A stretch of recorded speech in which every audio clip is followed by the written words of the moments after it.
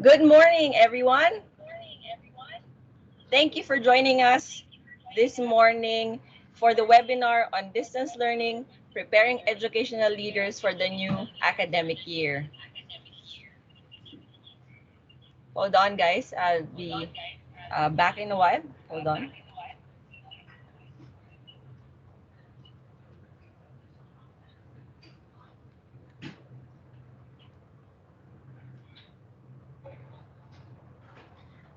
Sorry about that.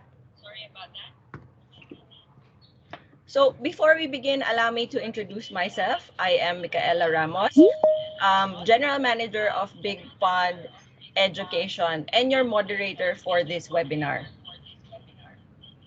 Our company, Big Pond Education, aims to improve the quality of Philippine education by providing the best educational technology tools to Filipino teachers and students.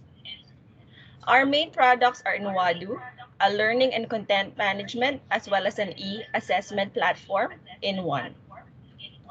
And Examus, an AI proctoring system that prevents cheating in online exams, with Pasig City Science High School and Philippine Women's College as our clients, among others. So allow me to share this video of how we helped schools transition to distance education even before the pandemic through Nuadu.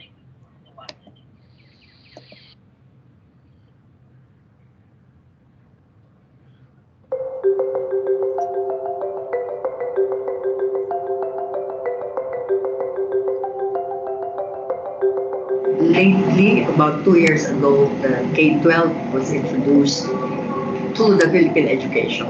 And I think we are not really ready. The K-12 is something that is very new, challenging, and a problem to the DepEd and all the teachers.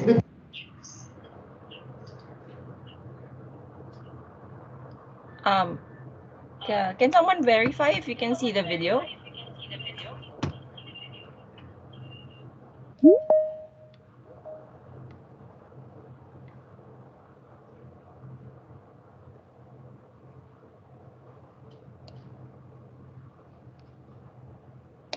The 21st century learners are in the digital age. So it is imperative. It is something we cannot avoid. Marami nga pong paperworks na pinagagawa po sa mga teachers, especially po sa mga advisors po. The students are lacking of interest in their studies because of the technologies na mga ginagamit nila. Kami naman as a teacher, gusto din namin na halimbawa na gagamit kami ng mga technologies, kaso lang yun din ang kulang namin kasi wala kaming mga gamit. Nuadu is a very relevant educational technology tool for the Philippine situation. Napakalaki para tulong ng Nuadu because maka-reach out yung aming mga ginagawang training doon sa mga pharmacies, lalo na doon sa mga malalayong lugar. Mas mapapadali po yung mga gawain namin, especially sa pag-record ng mga paper, ng scores, and sa pag-check po ng mga papel nila. What I like about Nuadu is nakikita namin yung progress ng aming mga pharmacists at saka yung mga pharmacy assistant towards pag-improve nila sa knowledge at saka sa mga skills nila. So ang itang sinabi dito sa online learning platform ng Nuadu, malaking maitulong niya sa teachers, sa mga students namin, and including yung mga parents. Because they will be able to monitor digitally their performance, academically, their grades, so that the teacher will be able to look at the weakness and strength of the student, and the parents will also be able to look at the performance of their child, and the child will also be guided accordingly. But upon having your training, upon explaining to me, it seems to be very beneficial not only to students but also to teachers and to administrators like us. We had envisioned a personalized learning review system for the students where they could monitor their own progress and learn at their own pace.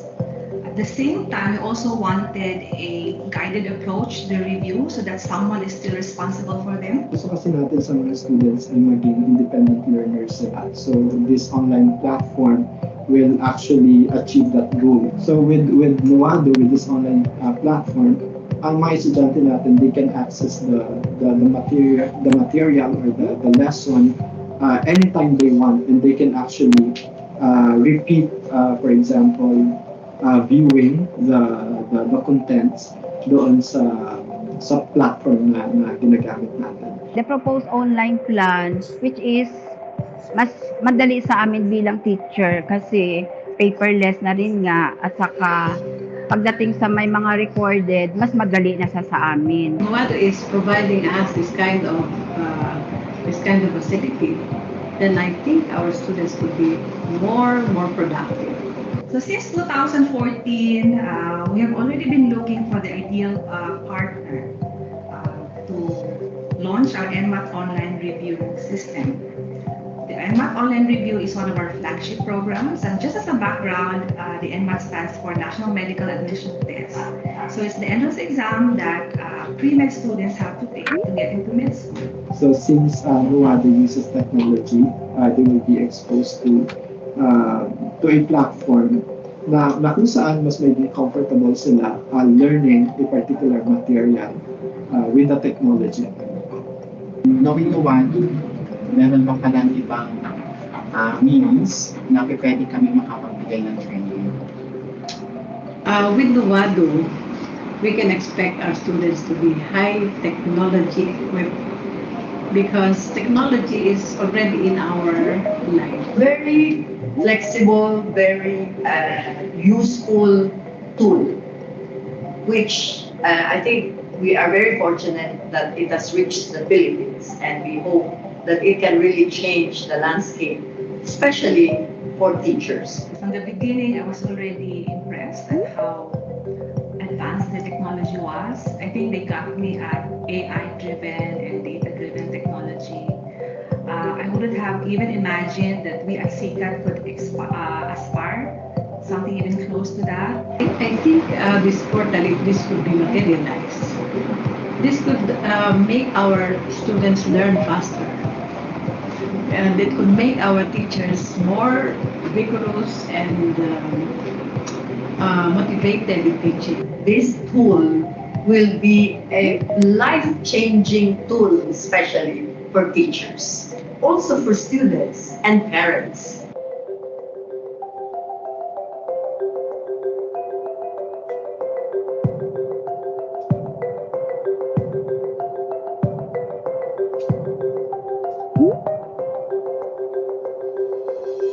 With Nuado, With Nuado, With Nuado. With Nuado, With Nuado, we create readiness for the pharmacy profession. we can get more learnings and we can share learnings to our students. we can achieve quality education. We can make things fast and easy. every student has the opportunity to excel. With Nuado, teachers can smile again.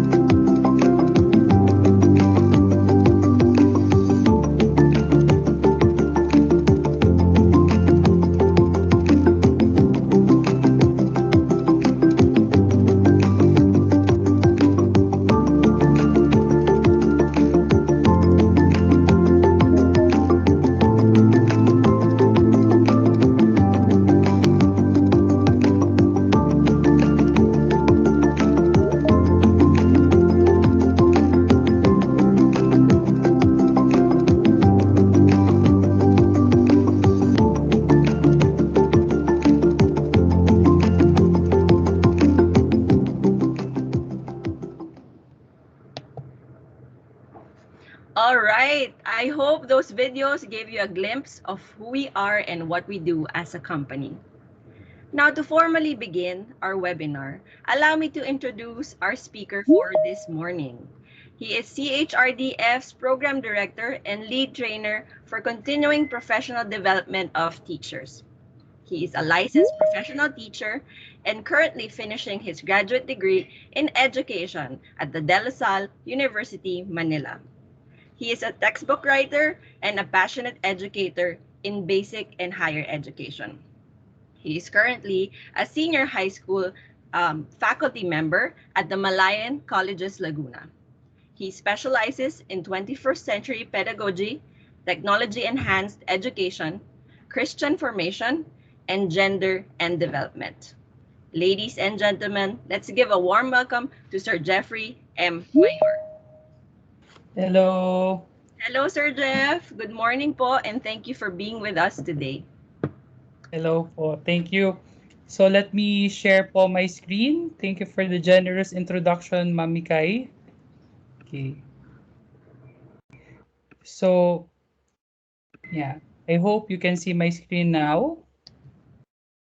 Ayan. So this afternoon, this morning, I'm so happy to share with all of you this topic, I chose this topic because I think this is very timely, and the topic is learning in the time of COVID and beyond. Actually, it's not really my idea, but it is from a certain organization, no? The organization is called Learning Policy Institute. So my presentation is based from the research, on the ongoing pandemic education in amid the pandemic, and they actually gave a framework, no, and in this framework there are many aspects, in education that they recommend to closely evaluate, and look into. So I will just be focusing on three. Okay, and hopefully in our session mas maging klaro, no? Hopefully everything will be clear, no, in terms of this particular aspect, no? So one is strengthening distance and blended learning, and that is empowering use of technology in digital learning. So and assess what student needs, what students need, and that I will be covering learner-centered education. And then the other one is prepare educators for inventing schools, where we need knowledgeable, skilled, and dedicated educators. So these three will be the focus.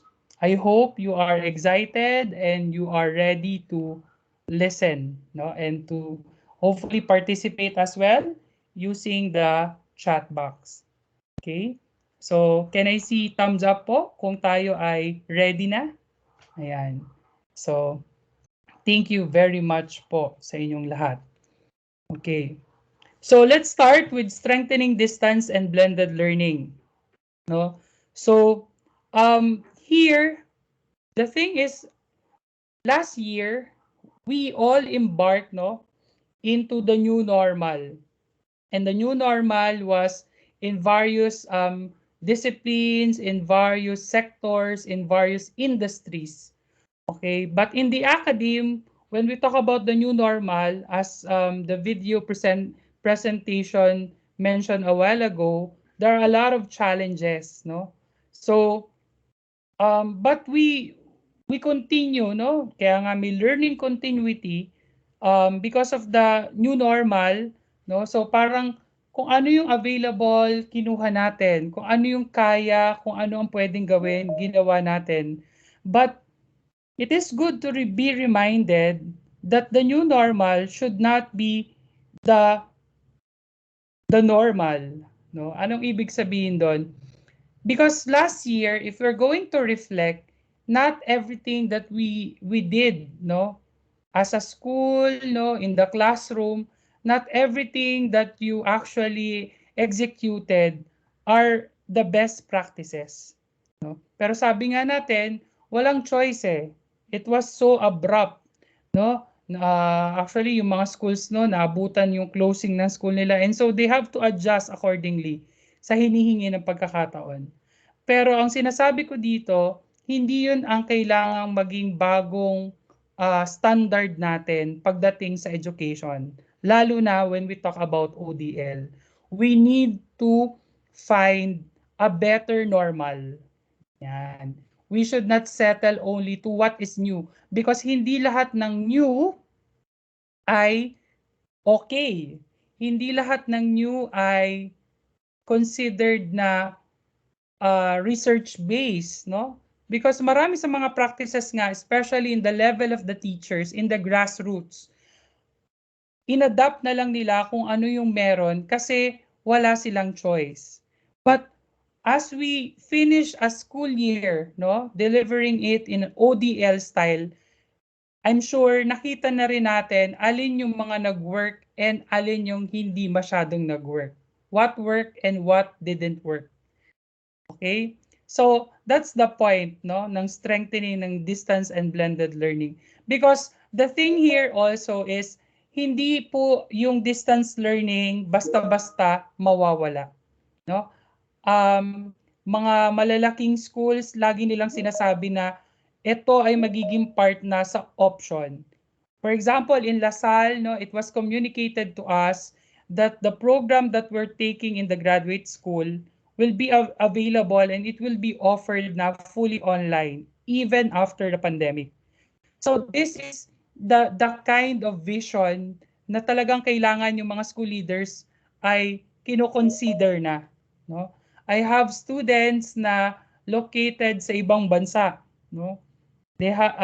They contact me and they tell me na, sir, I'm sorry I wasn't able to join the class because our time zone, no, the time difference here in Middle East and in the Philippines, no, hindi ko po kumbaga hindi ko po nabantayan yung alarm or hindi ko po nabantayan yung oras. So nakalimutan ko po yung klase. So these are opportunities, no, if we're going to look at it, these are opportunities for schools, no? So hindi na limited. Dati ang 'di ba, dun sa mga strategic planning, isa siguro sa mga realizations ng mga schools is yung marami sa mga estudyante ninyo ay pinipili yung school ninyo dahil malapit sila doon, no?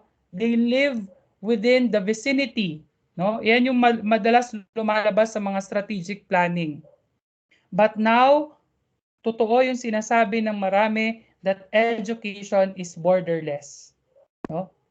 There is this borderless education. Okay? So, and Father Roberto Yap, no, the president of Ateneo de Manila University, in 2020, no, in the Manila Times, there's an article he wrote, and the title is The Next Normal in Education. And I would like to share no, yung mga points na sinabi niya doon. For him, there are 5 R's that school leaders should consider no, when they are shaping no, the new or the next normal in his term. No? Last year, many of us, no, including us teachers, no, and especially yung mga school leaders and yung mga academic institutions natin, they are more focused in resolving different situations, different scenarios in school. And then the other part is resilience, no? So in the resolve, of course, that we have the emergency health crisis. No? So how do we deal with this? Okay. For quite some time, the school need to suspend, no, the teaching, no, the classes to figure out how to deal with this. That's resolve. And along the way, there is resilience, no? How can we grow stronger under the pandemic pressure? Okay? So, ayun yung sinasabi ko. So, yung mga teachers last year, they attended a lot of webinars, no? There are webinars here and there, free, paid, no? And there are many apps, no, introduced. Maraming trainings din ang inoffer online, libre, may bayad on how to use these tools. But if you are observing this second year, hindi na ganon yung trend. Somehow nagsettle na yung mga teachers, hindi na nila masyadong kailangan ng maraming training. Pero I am really sad about that. Not because our company, no, the CHRDF is in charge of, or our part of our business is really training. What I'm saying is kailangan din i-evaluate ng mga teachers yung practices nila last year. No? Seminars are not there to gain new knowledge only, but seminars can also be a way of reassessing or evaluating whatever practice na meron. Okay? So yun din yung ginagawa namin po ngayon. Sa mga training namin, we're helping teachers to see, no, what worked and what didn't work for 1 year of teaching in ODL. Then, as we all know in the news, unti-unti na nandiyan na yung return, no, to school and the remediation for lost learning. Okay? So, meron na tayong mga limited face-to-face classes, no? So, ito yung kailangan din nating tignan. And I'm sure some of you are planning about this. But aside from return, no, alam natin hindi na mangyayari yung return na nasa parang pagka sinabi natin dati na pasukan, hindi na ganun yung ating nasa isip in terms of return. Definitely, the pandemic has affected the way schools are going to operate, no? Kung dati merong mga classes na 40 o minsan 45 in one room, after the pandemic, we have to think about this, no? So reimagination is the next step. We have to anticipate the next normal in learning. What tools are we going to use, no? If we are going to implement the real blended learning, and when we say blended learning, no, or yung flipped classroom, no, na they prepare at home, they go to school, and the teacher help them. The teacher helps, no, in processing the information, the lesson, and then going back again to the home where they can synthesize their learning. No, that is part of reimagination. And finally, yung reform. Kasi alam natin na this pandemic revealed so much the loopholes in our education system. Whether we like it or not, lumabas talaga na marami yung mga kakulangan sa education system natin. And we have to address those, no? And I think the pandemic is a blessing in that sense, no? That we can actually reform whatever practices na sa tingin natin, no, are counterproductive, and there are actually counterproductive practices. Okay? So can I invite you for a while to think about this, no? And maybe in the chat box you can look into this, no? Which of this you think new to you? Ano sa tingin niyo yung bago dito sa mga bagay na to? For 5 minutes po, no? Okay.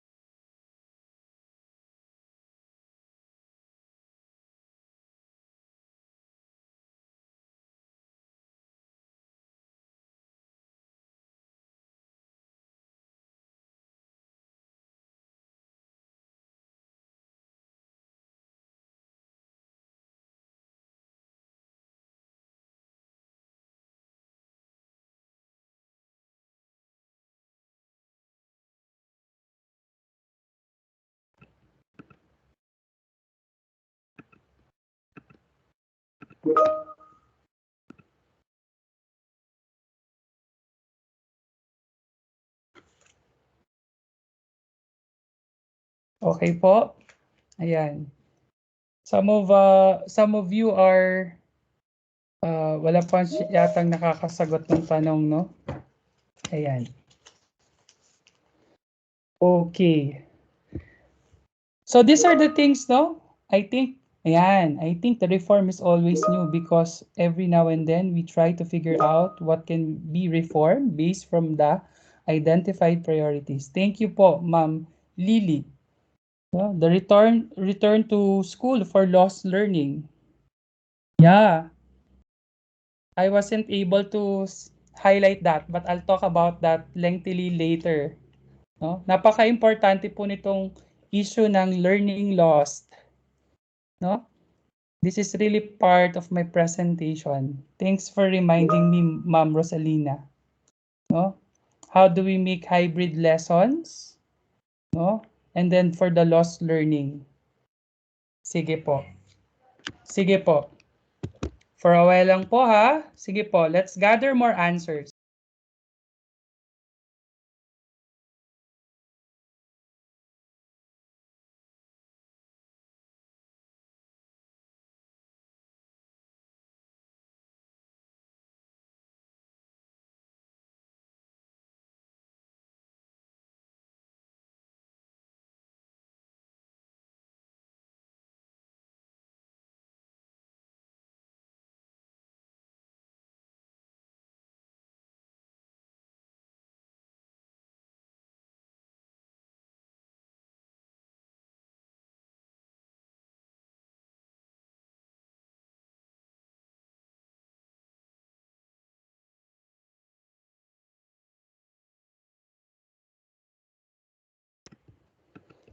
Okay. So going back po, thank you very much for your answers, no? You're very much concerned with returning school and that's very good, no? Nagkakaroon tayo din po ng interaction. Ayan. So yung learning loss, you're interested with that and I'm so happy na na-mention niyo 'yon.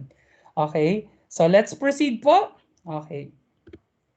So learning loss, that's the next thing that I would like to discuss. You know, even the learning continuity is ongoing. There is really the challenge really in this distance education is that we cannot really determine whether our students are actually getting the competencies, no? 'Di ba? Ano bang ibig sabihin? Kasi ang daming bata nag-excel nung distance learning. Do you agree? Do you agree with me? Maraming bata na ang taas ng grade ngayong distance learning. Pero ang gandang tanong no na pinagdidiskussan namin sa graduate school bilang mga of course mga teachers no ano bang ibig sabihin ng perfect score? Kasi ang daming bata ngayon nakakakuha sila ng perfect score, 'di ba? Pero anong ibig sabihin ng perfect score? Can we really say that when the student get halimbawa 98 in one subject, anong ibig sabihin nun? Nakuha ba talaga ng bata yung mga competencies? You have to think about that as leaders of learning. 'Di ba?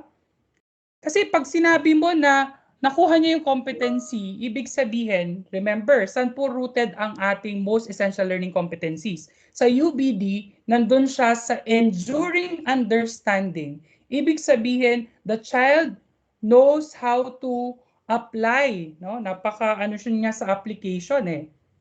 So ibig sabihin kung naturuan siya na healthy lifestyle, no? Dahil yun ang sinasabi sa MAPE, specifically under health.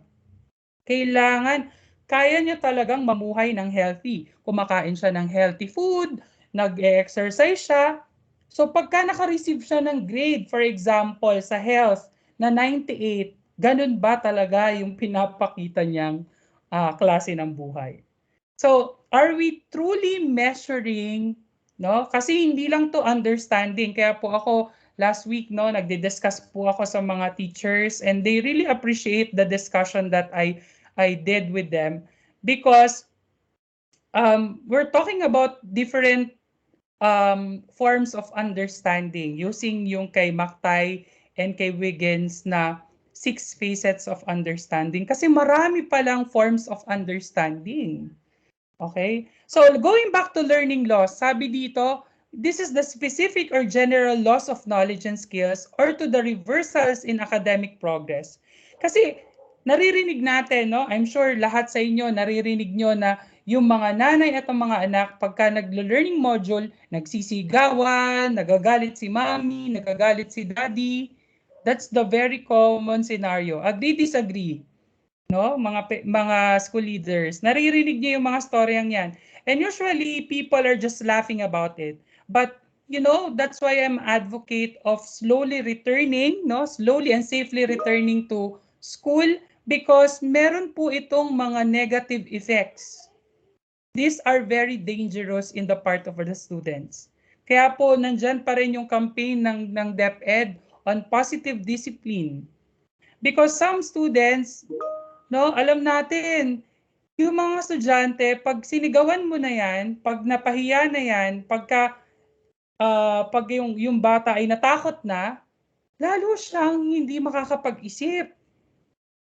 Okay? Kaya natatawa ako sa mga parents na to, no? Hindi mo madampian ng kaunting ang mga anak nila, magagalit sila sa mga teachers, pero what they are doing right now at home is contrary to their actions, no? And then some parents are very impatient. Ano sinasabi ni Dr. Queen Ali Chua ng Ateneo, no? Na ang advice niya, no? Pag nagtututor, you teach the process, not the content. Nakita ng nanay, oh, 1 plus 1. Alam na agad ng nanay ang sagot. Instead na sabihin niya, ipaliwanag niya, paano ba nakukuha yung sagot na 2? Because impatient. Ito pa ha, ito yung sinasabi ko din sa mga kausap kong teachers kahapon nung nagbibigay ako ng seminar, no? Minsan kaya nagagalit yung mga magulang, napapahiya sila sa mga anak nila because they don't know. That's why parents' education is so important, no? Ito ina-advocate ko and I'm very happy. Thank you very much, Nuwadu, for allowing me to talk to parents, no? Or to talk to school leaders. Kasi isa po sa ina-advocate ko talaga ay parents' education. Na dapat talaga i-form natin yung mga parents kasi sila talaga yung mga teacher parents ngayon. Sila yung mga teacher ngayon. And kung wala silang nakukuhang support from the school, like formation session, para mabigyan sila ng mga skills, no? Kasi yung mga parents minsan kaya sila nagagalit, nagmumukha sila, sorry for the term ha, nagmumukha silang tanga sa harap ng estudyante ng mga anak nila. They don't like that. And so to hide from that shame, magagalit sila. They will assert their authority, they will shout at their children, and then their children will feel bad about it. So the learning, no, hindi lang learning loss yung problema natin. Baka yung ibang bata, iba na yung kanilang kinoconnect na meaning sa learning. Para sa kanila, galit. No? Baka sa kanila, no? This is something that we have to look into. Dear school leaders, no, we are not just here to survive na okay, nagko-continue yung learning, but we should ensure that our students are learning safely. Minsan mahirap yan sabihin sa magulang na, are you saying that I am abusing my child? But there is very, very blurred, no? Parang kumbaga yung there's a hairline kasi ng discipline na acceptable at possible child abuse din.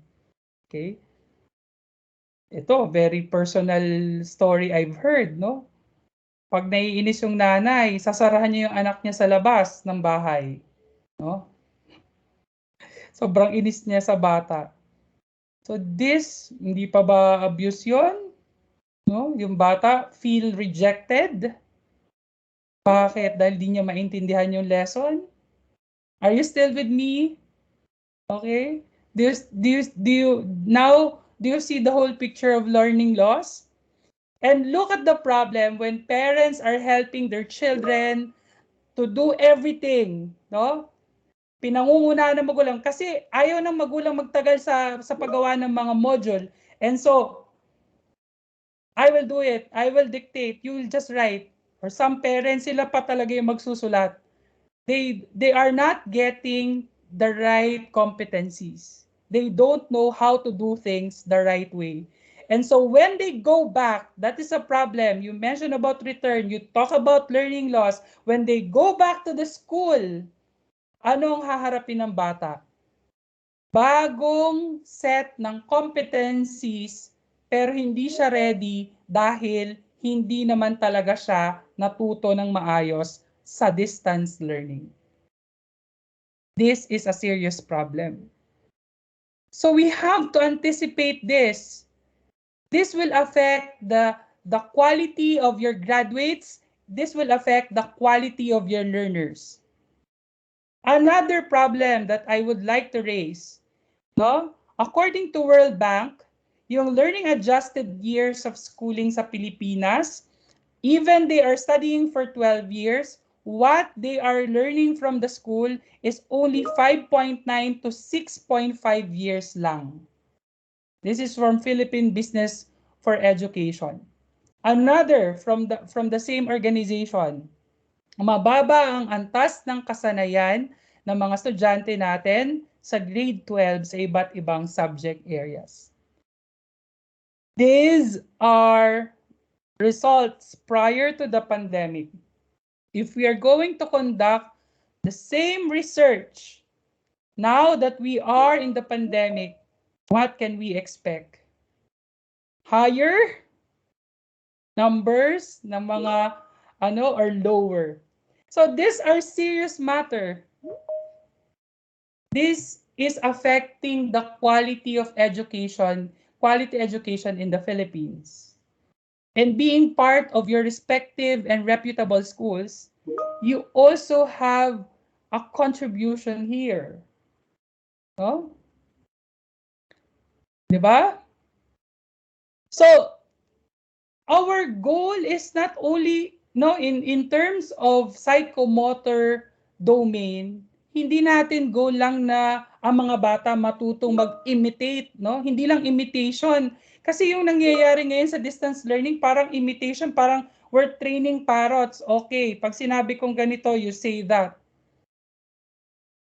Ang goal po natin sa education, ma-reach yung precision. Yan ang kailangan pag professional ka na. 'Di ba? Joke man ang sabi nila, no? Merong gumawa ng TikTok about that na, uy, nag-collapse yung building na ginawa nyo. Bakit? Saan ba kayo nag-OJT? Sa Minecraft. No? But these are serious matters. No? Kaya kailangan, lalo na, ang una dapat talaga mag-return, and I don't know why ang CHED ay hindi pa tinitignan ito, no? Ang dapat una mag-return ay itong mga college students natin. They need hands-on learning. Oh. So they need a certain level of manipulation and precision, articulation, so that they can reach naturalization. Are you still with me? No? You're getting my point? Okay, thank you very much po for responding. Okay? So ito yung sinasabi natin. Okay, ito sinasabi ko to sa mga teachers in a way because the parents are also sharing their frustrations to teachers. And sabi ko sa mga teachers, kailangan bigyan natin ng payo yung mga magulang at yung payo na ibibigay natin ay tama. Okay?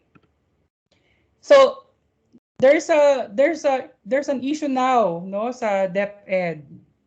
They are actually asking for the help of the Philippine National Police Anti-Cybercrime Group. Ano po ngayon ang problema na gustong ma-address ng DepEd? Cheating. No? This is a very serious problem. Again, related to learning loss. Why? This is from US, no? Pero let's look at this, no? 82% of students from this particular school in US says They've gotten their homework from a friend or an online source. 81% of students have given their homework answers to someone else. Okay? The online kopyahan. Diba? Addressing academic dishonesty, there are 3 points that I would like to highlight here. First, kailangan natin ng system, ng application, ng product na magfa-facilitate ng logistics nun. If we want academic dishonesty, kasi pwedeng sabihin ng iba, hindi, values formation. The values formation is significant. Pwedeng ipaliwanag sa bata bakit kailangan ang academic honesty, academic integrity. Pero kung wala kang mismong feature sa school mo para ma-ensure na walang academic dishonesty na nangyayari, that will be difficult. No?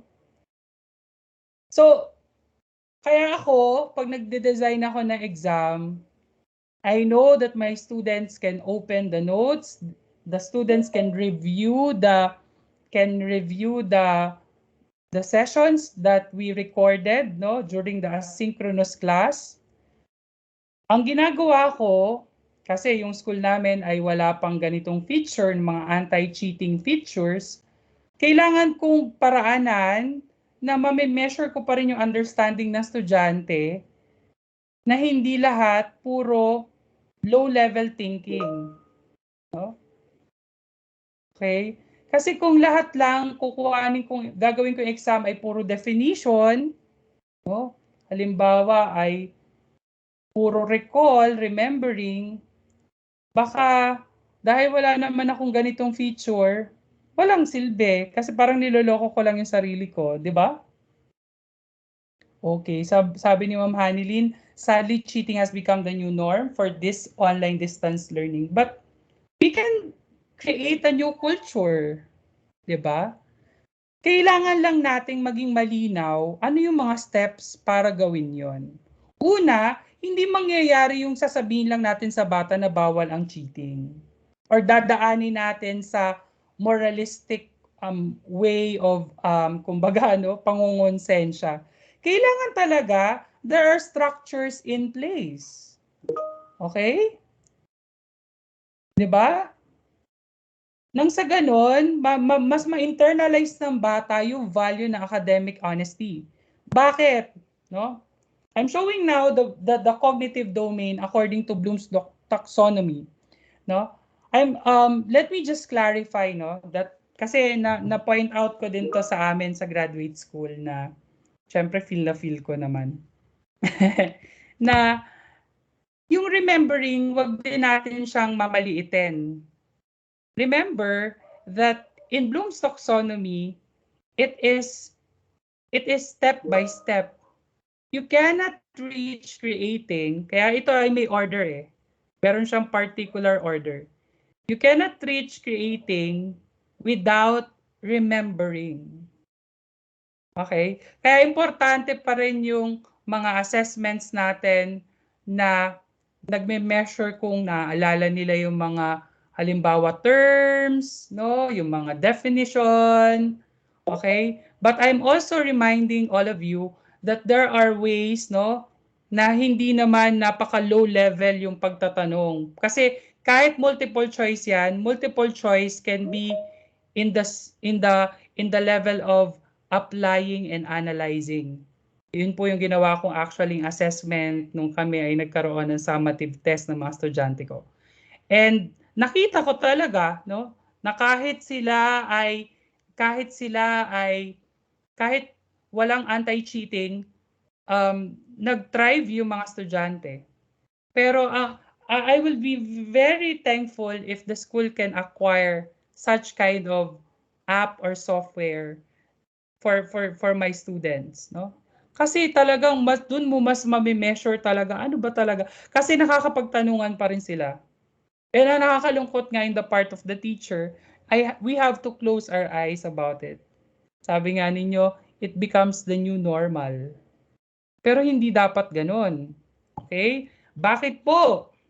Kasi marami pa rin sa mga pinagpipitagang profession sa ating bansa ay nakadepende sa board exam or bar exam. Okay? And here, no, kaya nga na-delay ang mga board exam kasi kailangan mo pa rin siyang gawin mag-isa. This is the problem. Diba? Isa sa mga marketing strategy ng mga schools, saan napunta ang mga graduates nyo? Anong mga accomplishment ng mga graduates ninyo? If we are not going to think about this, baka yung mga students natin ay hindi na prepare for the future. Diba? Kasi alam natin, no, may mga criticism about this na kahit nga ang PBED, Philippine Business for Education, parang they are calling for reforms, no, in PRC. But as we speak today, yung pa rin yung polisiya. So kailangan nating i-customize yung ating mga practices sa school para mag-fit doon sa structure na meron tayo. Okay? So, sabi ko nga, this is from me, no? The measure of success of the online distance learning is not measured after a school year, but in the quality of students or graduate a school produces, no? Diba? Okay. So, we have to think about this. This is not only during the pandemic, no?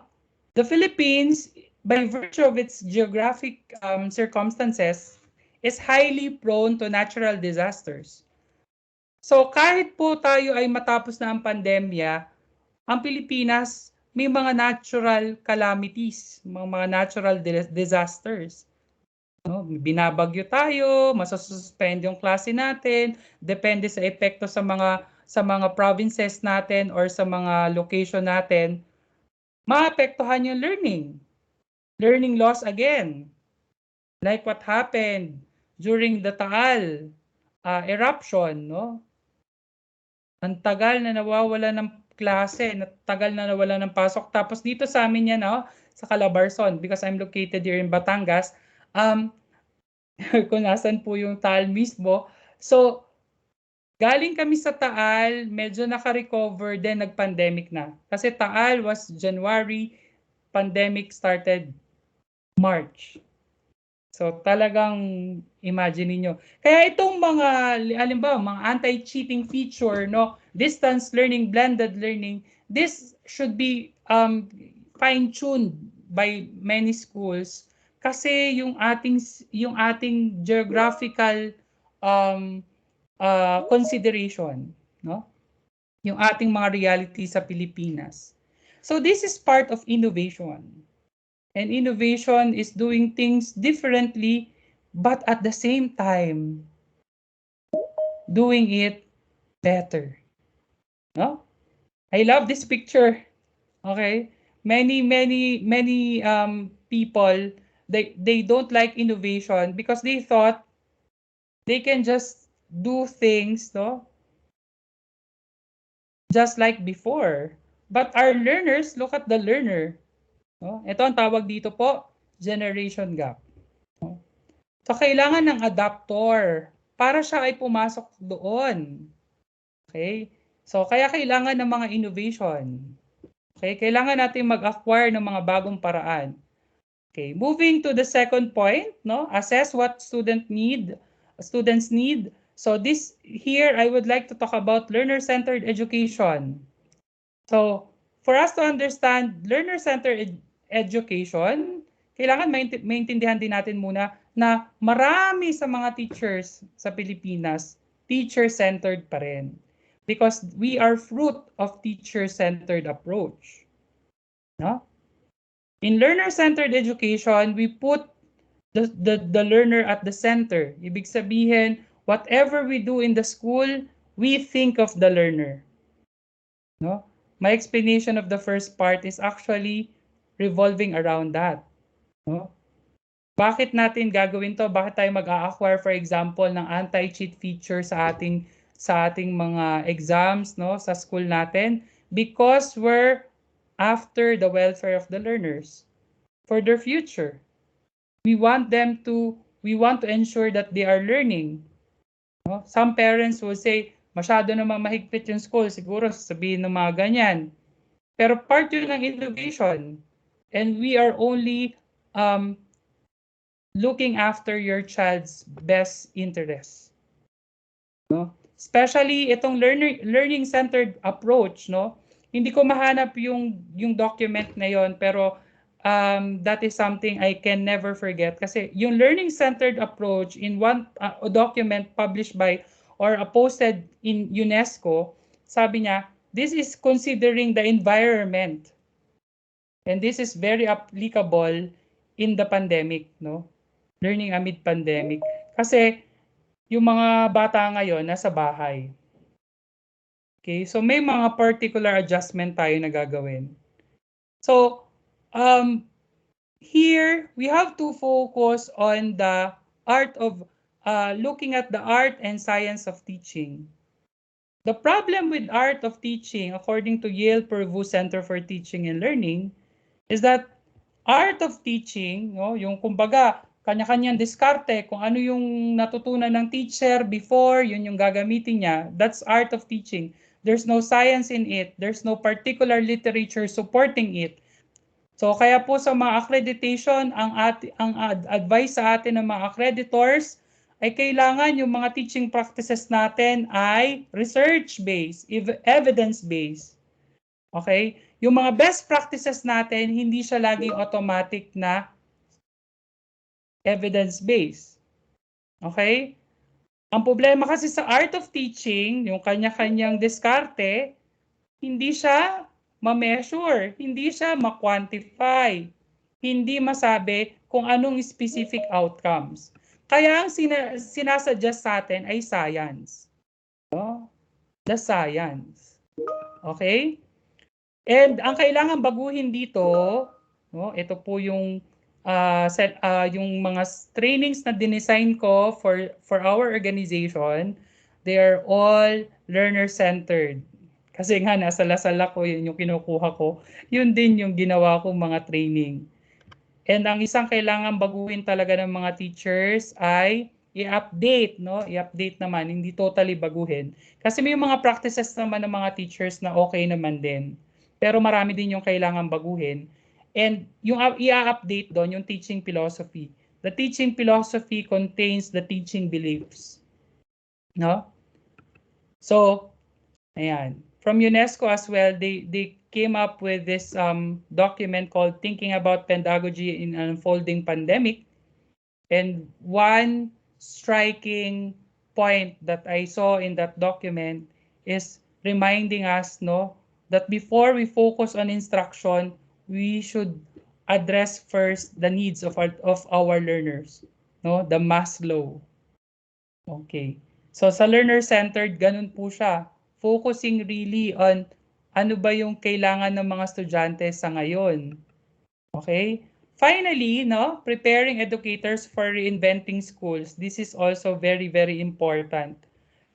Nakita natin, walang silbi yung mga magagandang facility ng schools natin, no?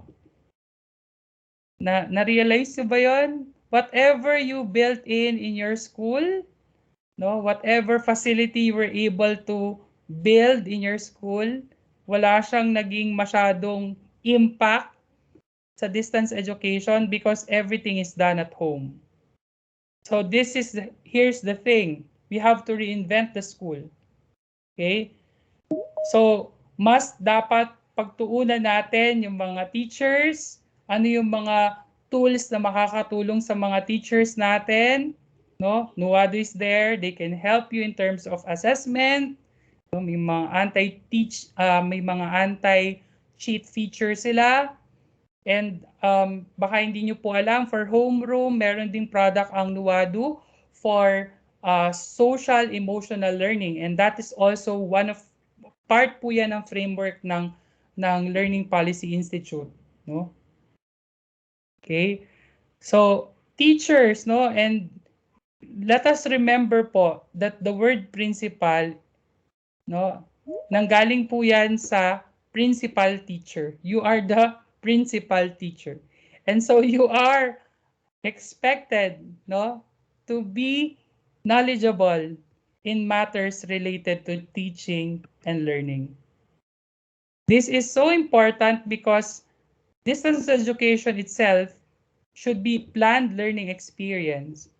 So medyo mahirap po ito. I experience it myself, no? Pero dumadali pag kami ginagamit tayong mga tools, no, na pwede nating gamitin.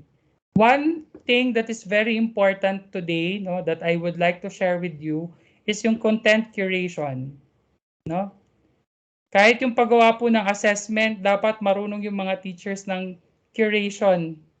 No? Ibig sabihin, selecting the most appropriate. Kasi we have limited time, we have limited space, no? To meet or to deliver whatever competencies the students need to learn. So kailangan po mag-curate. Ibig sabihin, process of selection, dapat prudent yung teacher, alin ba, no?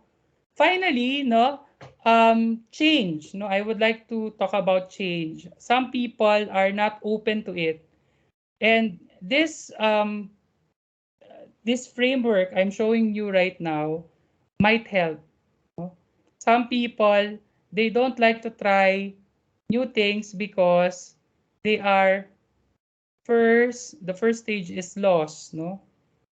Natatakot sila, baka kung ano yung mangyari, pagka kinuha namin to, baka ito, no? And that's a natural process. Sometimes may mga doubt, no? Then, the stage 3, there would be discomfort kasi bago yon. So, you're learning new things. So, expect when you try new things in a school setting, there would be complaints, no? But hopefully, you reach also that stage of discovery. Na ba, maganda talaga to. Meron pala, ganito pala. Pag napaglagpasan yung tatlong stage, you will discover something. And hopefully, you reach the green side where you can understand and you can fully integrate whatever change you introduce in the system. Here we are reminded of resilience. I hope the next normal is no longer, last year we were in the fear zone. Other people stayed in their comfort zone. When we choose to be in the two inner circles, we will not grow. So hopefully, we allow ourselves to be in the learning zone. No? Nandun pa rin. Yun yung gusto kong i-point out sa inyong lahat po.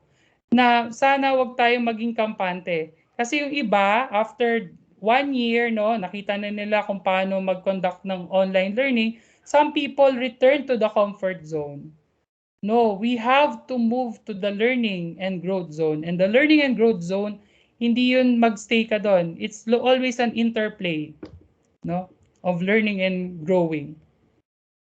Because the ultimate goal we do all this for one reason and only one reason. Every time I give trainings to teachers, I always tell them, pag gumaling ka ma'am, sir, hindi naman yan para lang sa'yo. At the end of the day, we exist, no? We are teachers, not for ourselves, but for our learners. Hopefully, whatever we do, no, you as school leaders, the decisions are very critical in your level. I hope at the end of the day, you make decisions because you want the students of your respective schools to receive transformative learning. A learning that empowers them not only by at the end of the school year or the semester or the term, they will get satisfying grade, but they are given the right competencies that will enable them to live a better life.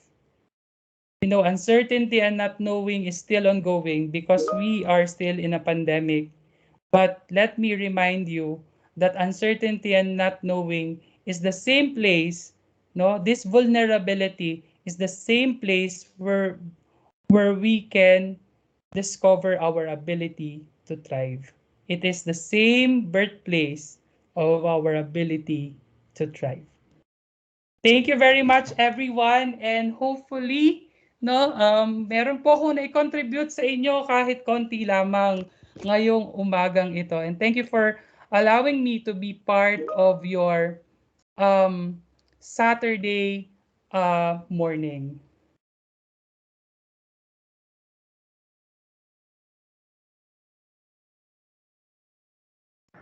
Thank you so much, Sir Jeffrey. Thank you for the new knowledge and wisdom that you presented our school leaders for today. So now we will open the floor to questions from our audience. You may raise your virtual hand to ask a live question or type your questions in the chat box. So from Ms. Maribel Salak, wow, Sir Jeffrey, it was really an informative webinar. Maraming salamat, ma'am. Thank you for sharing your insights. They are indeed highly relevant. Thank you for sharing those, sir. From Ms. Cecil Espiritu. So any questions po for Sir Jeff?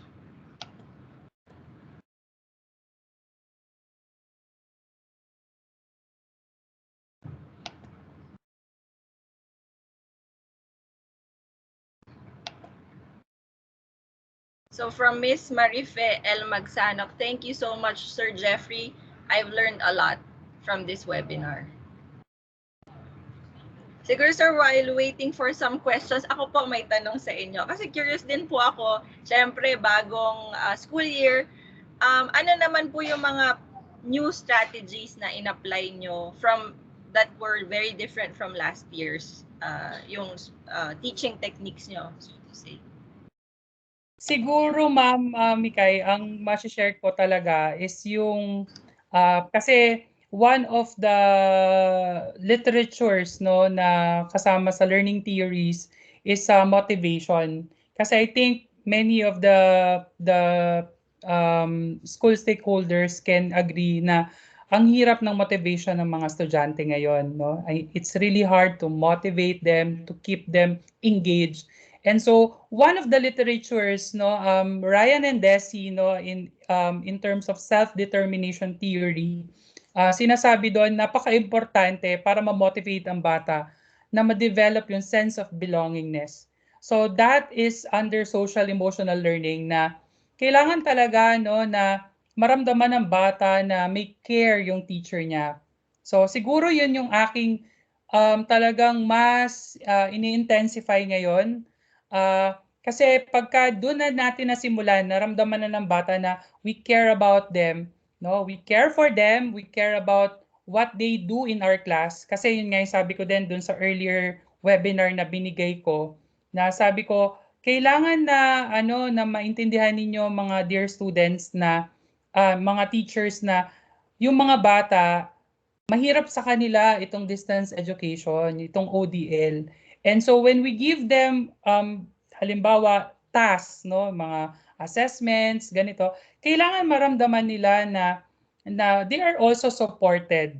No? These tasks are not just given for you to accomplish, but know that I am here to guide you, no, to be with you all the way so that you will be successful in completing this task. So ganun siya.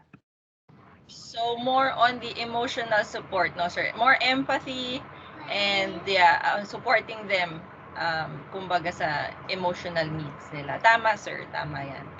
We have previous questions po while you were speaking a while ago from Ms. Jocelyn Santos.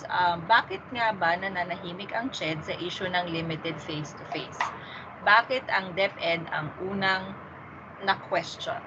Very good question po. Yes, sir. What can you say about that? I cannot really give comments about this kasi I'm not part of any of those organization, ano. So I can just hypothesize, no. Siguro talagang ang problema is yung bakuna, no? Kung talagang may datos na tayo how many college students are already fully vaccinated. Siguro yun yung basis nila, no, na na para mapag-usapan. Kasi siguro kaya pinupush din yung sa DepEd kasi sabi nila mababa yung chance ng pagkahawa ng mga nasa basic education compared sa mga adults, no? Pero nothing is really certain right now, no? Nakakalungkot kasi kahit yung limited face-to-face, ewan ko kung kaya pa rin siya kasi yung mga lugar like Batanes, no, napasok na din ng COVID. Kasi supposedly itong mga limited face-to-face ay isa-simulate sila, sisimulan sila sa mga low-risk areas. But we see, no, Batanes is very far from the civilization, but they are already suffering from COVID and the number is increasing. So ito din siguro yung ating consideration sa CHED. Tama, sir. Malaking bagay talaga yung vaccination. And I think we are slower compared po sa mga more developed countries, unfortunately. Yes. Sir, another question from Hanilin C. Del Coro. Sir, I just want to ask, what are your strategies to ensure anti-cheating among your students, especially during exams?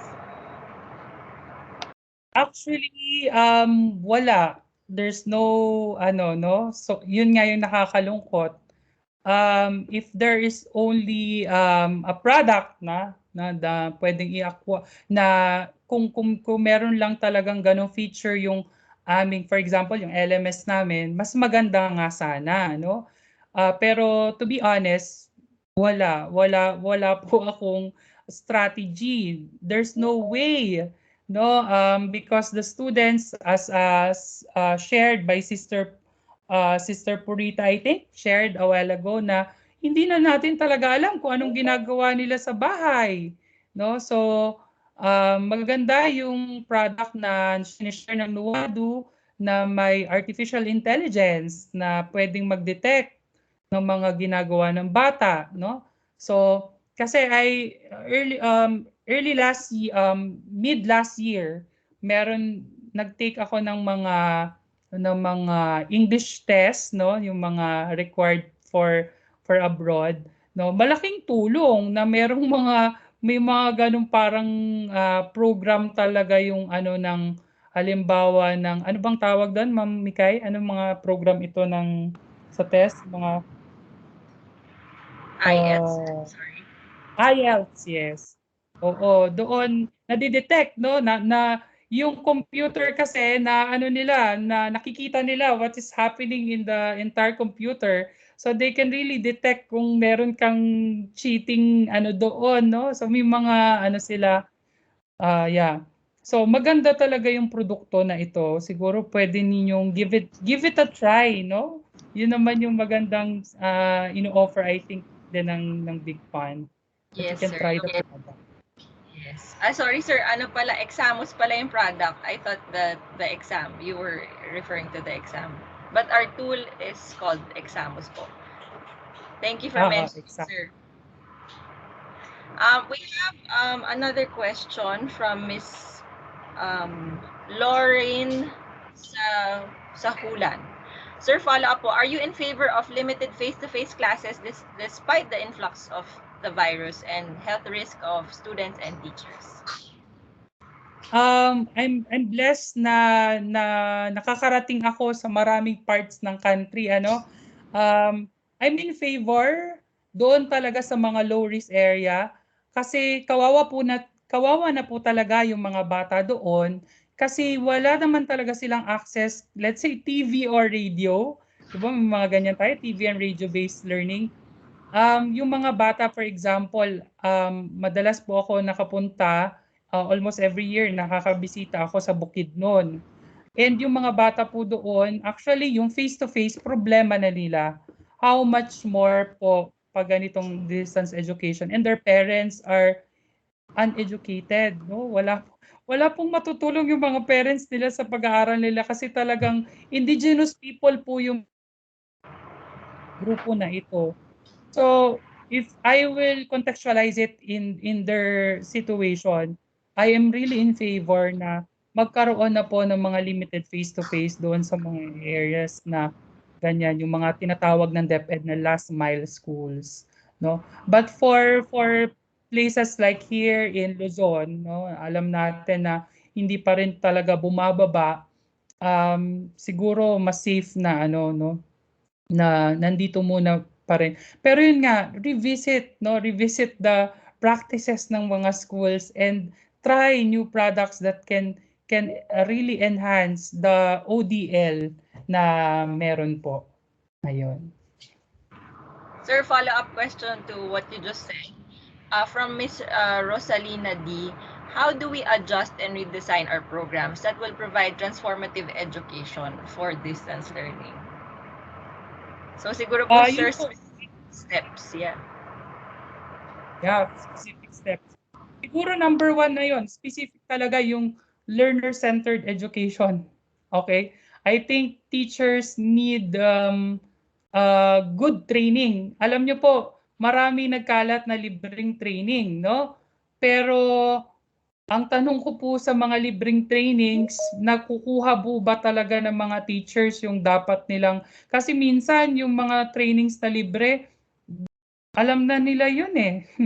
Alam na nila yun, parang wala nang bago dun sa sinasabi sa mga libreng trainings. And then syempre, yung qualification din ng mga speakers na nagbibigay sa mga libreng trainings ay kailangan nating tignan, no? Kaya po kami ay nandito, no? Kung pwede naman kami mag-promote, no?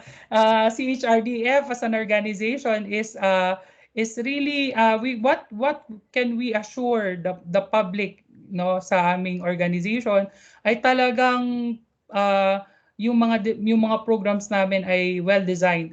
Kailangan po talaga, no, I can suggest other things, pero kung yung teachers natin na mag-i-implement whatever program na babaguhin natin or i-introduce natin ay nagre-resist, no? Hindi po sila accepting dahil kulang po sila sa kaalaman.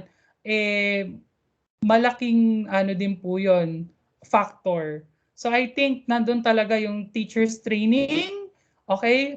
Pwede rin po na yung mismong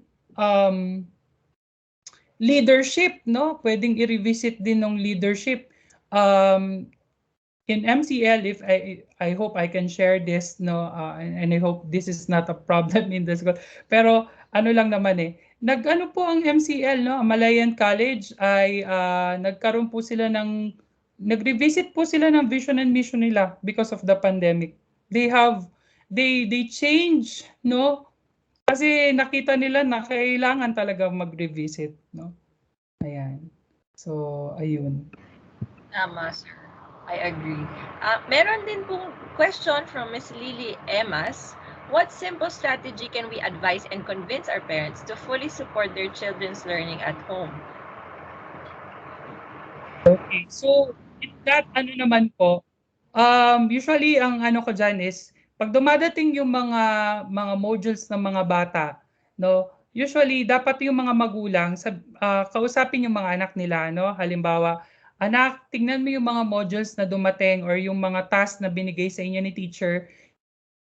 Identify what are the things na kaya mong gawin and alin dito yung mga bagay na para sa'yo hindi mo kayang gawin mag-isa. Kasi at some point naman kayang i-identify ng mga bata. Siguro kung mga bata ay grade 3 pataas, I think they can already identify what are the things they enjoy doing, they can do alone. And then, yung mga ma-identify nyo, maybe together, ma-identify nyo na medyo mahirap, yun yung iplano, no, ng mga magulang na, okay, so we have to set time for this, no? And then the parent should prepare, no? Siguro pwedeng manood yung parent ng YouTube video, magbasa yung parent ng mga articles or ng mga kung ano man ang available sa internet. So pagpunta nila dun sa oras na dapat na talaga silang mag-aral, ready si mommy, ready na din si student, si learner. And so they can finish it smoothly, walang sigawan, walang bantaan, di ba?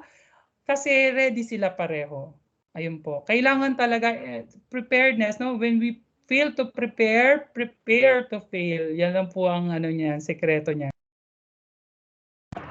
Tama po, malaking bagay ang planning, as you mentioned, sir. We have one last question from Miss Maribel Salak.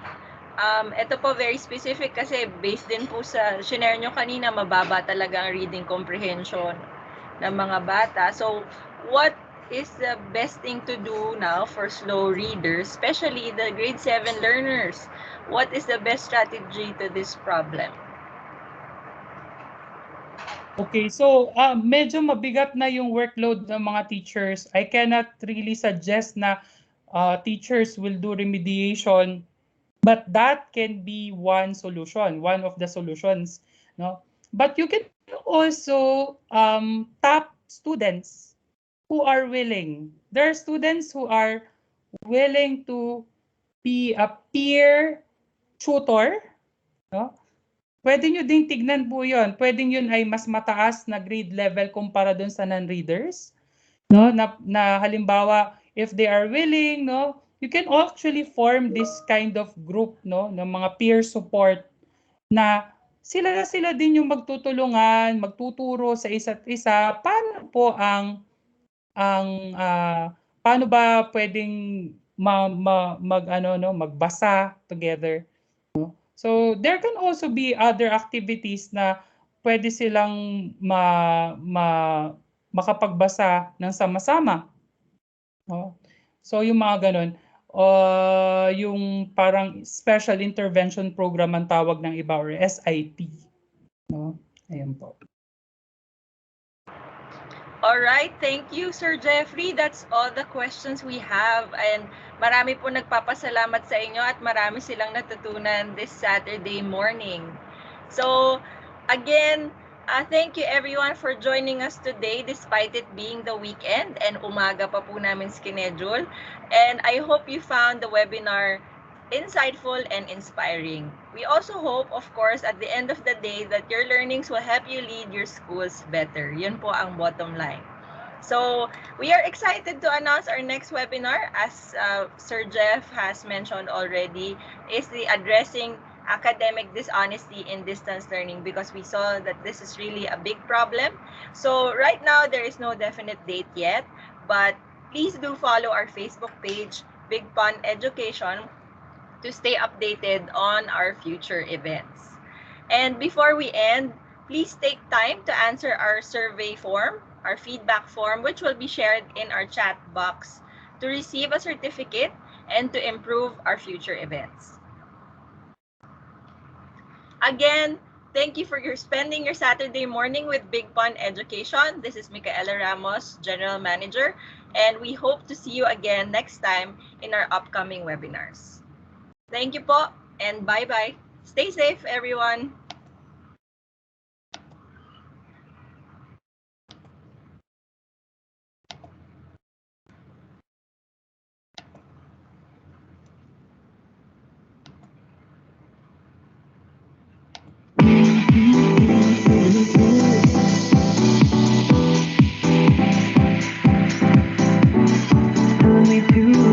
Taking a chance.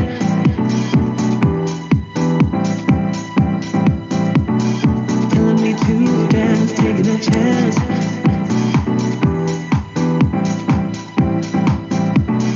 Telling me to dance, taking a chance.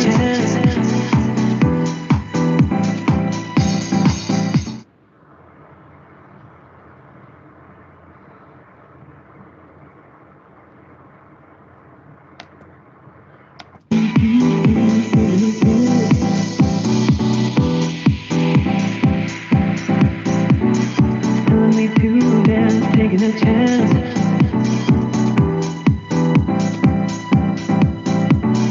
Telling me to dance, taking a chance.